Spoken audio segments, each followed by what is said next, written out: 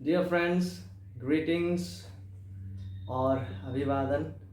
सबसे पहले, यदि हम एक विश्वासी है तो हमारे लिए बाइबल को स्टडी करना, बाइबल को रीड करना गंभीरता से, रेगुलरली, यह एक अनिवार्य विषय है। यह अति आवश्यक विषय है, क्योंकि हम केवल रोटी से जीवित नहीं रहते, वरन परमेश्वर का कहा हुआ हर वचन से जीवित रहते हैं और जीवित रहेंगे। और बाइबल अध्ययन के बाद, बाइबल रीडिंग के बाद हम अच्छे बाइबल आधारित बुक्स जो है उसे पढ़ सकते हैं, जो हमें बाइबल के शिक्षाओं को और अच्छे तरह से समझने में सहायता प्रदान करते हैं। मैं बाइबल का एक पद को पढ़ना चाहूँगा, दूसरा तीमुथियुस 4:13। पौलुस कहते हैं, जो बागा मैं त्रेओस में करपुस के यहाँ छोड़ आया हूँ। पौलुस ये बातें तीमुथियुस से कह रहा है। जब तो आए तो उसे और पुस्तकें, विशेष करके चरम पत्रों को लेते आना। पौलुस तीमुथियुस से कह रहा है कि वह इन विषयों को लेके आए, इन चीज़ों को लेके आए जिनमें से पुस्तकें भी शामिल है।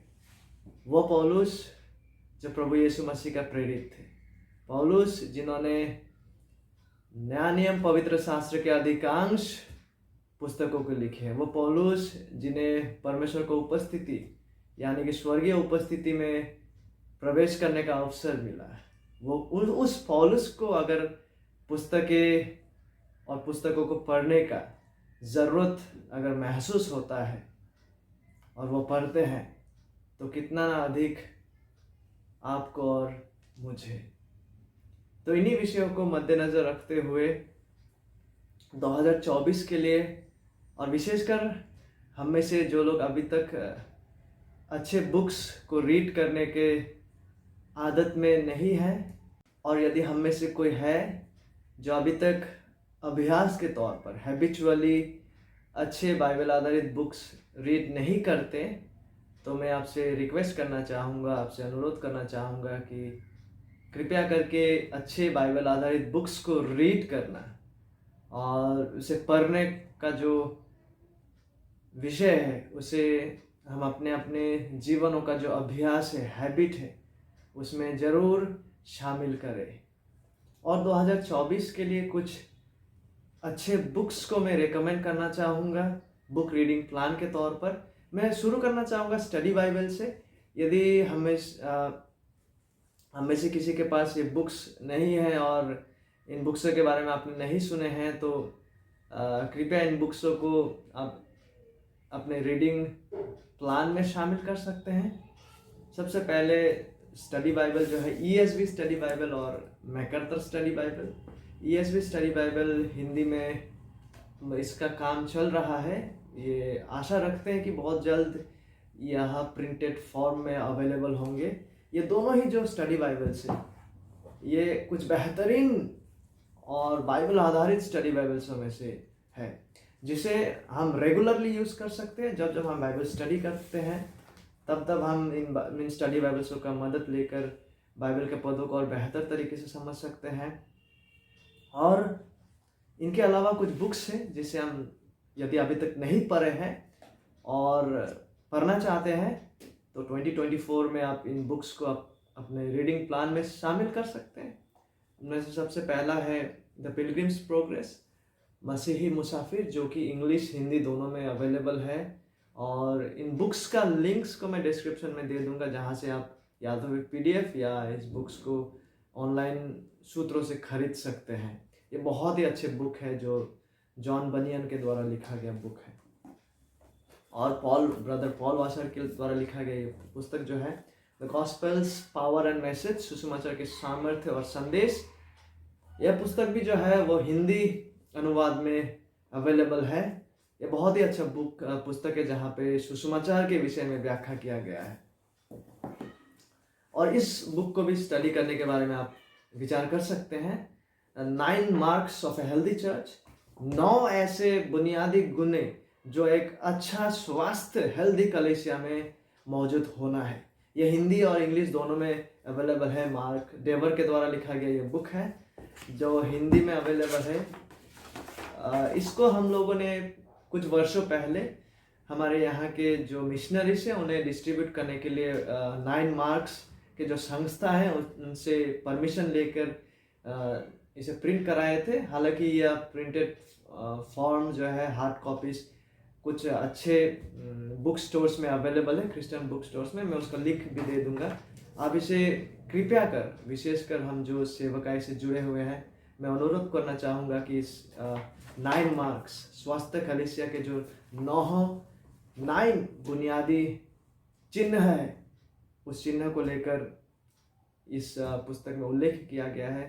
Please do consider reading it.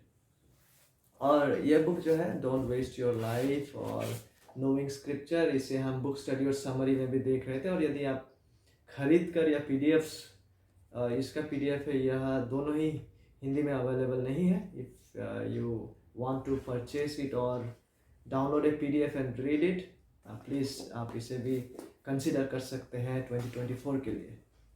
और ये जेसी रायल के द्वारा लिखा गया बहुत ही अच्छा बुक है पवित्रीकरण के ऊपर। हालांकि वो शुरुआत करते हैं जस्टिफिकेशन और सैंटिफिकेशन के बीच में जो डिफरेंस है उसको बताने के द्वारा, और विशेषकर वो केंद्र देते हैं प्रगतिशील पवित्रीकरण को लेकर। और इसके साथ और एक बुक है जो अभी मैं घर आया हूँ तो नहीं लाया हूँ उस बुक को, जो कि जॉन ओवेन के द्वारा लिखा गया है, द मोर्टिफिकेशन ऑफ सिन। वो भी इसी सब्जेक्ट के ऊपर है, one of the best books जो उपलब्ध है। और ये जो है ये केवल इंग्लिश में, it's only available in English, तो आप इसे भी रीड करने के लिए कंसिडर कर सकते हैं इन द ईयर 2024। और यदि हम व्यवस्थित ईश्वर विज्ञान या सिस्टमेटिक थियोलॉजी बुक्स के बारे में बातें करें तो ये जो है द वेस्टमिंस्टर शॉर्टर कैटेकिज्म है। यह बुक आपको हिंदी में भी मिल जाएंगे, ये हिंदी, इसका हिंदी अनुवाद भी है। ये बहुत अच्छा क्वेश्चन और आंसर फॉर्मेट में बाइबल का जो बुनियादी सिद्धांत है उसका आलोचना यहाँ किया गया है। और साथ ही साथ आप डॉक्टर आर.सी. स्प्रोल के द्वारा लिखा गया एवरीवन्स अ थियोलॉजियन, सभी ईश्वर विज्ञानी है। यह बुक भी जो है, विशेषकर हम जो कलीसिया में कार्य करते हैं, कलीसिया में सेवकाई करते हैं, प्लीज़ डू कंसिडर रीडिंग। ये बुक्स हिंदी में भी अवेलेबल है, और यदि if you are comfortable in English, ये बुक्स इंग्लिश में तो है ही अवेलेबल। और एक बुक जो है, यदि हमने अभी तक नहीं पढ़े हैं इन बुक्स को और डीपर स्टडी आप करना चाहते हैं सिस्टमेटिक थियोलॉजी के सब्जेक्ट में, तो जॉन कैल्विन के द्वारा लिखा गया ये बुक जो है, यह हिंदी में अवेलेबल नहीं है, लेकिन इसका पीडीएफ जो है इंग्लिश में अवेलेबल है। यह जो जॉन कैल्विन के द्वारा द इंस्टीट्यूट्स जो है, one of the best systematic theology books है। यदि आप इन डेप्थ स्टडी करना चाहते हैं इस सब्जेक्ट को, तो ये बहुत ही अच्छा बुक है जिसे मैं रिकमेंड करना चाहूँगा। तो ये वो तमाम पुस्तकें हैं, और स्टडी बाइबल्स को आप रेगुलर यूज़ के लिए भी रख सकते हैं। और ये इसका काम चल रहा है हिंदी में, और जब इसका काम कंप्लीट हो जाएगा हिंदी में तो मैं आप सबों को उसका जानकारी भी दे दूंगा। ये स्टडी बाइबल्स मस्ट है जो हमें बाइबल स्टडी के दौरान बाइबल को समझने के लिए और बेहतर हेल्प करते हैं। सो 2024 के लिए आप कंसिडर कर सकते हैं इन तमाम बुक्सों को अपने पास रखना, ताकि आप इसे रेफ़र कर सके, रीड कर सके regularly. So this is the books that I want to recommend for the year 2024. So thank you.